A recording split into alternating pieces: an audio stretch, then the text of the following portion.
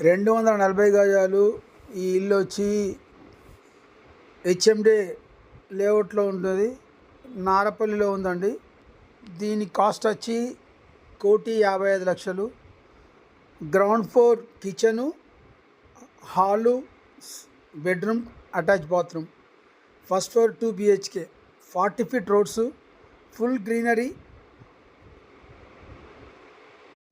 East face. ఇందులో swimming pool, committee hall, play grounds, walking tracks ఉన్నాయండి. అవన్నీ ఉచితమే. Only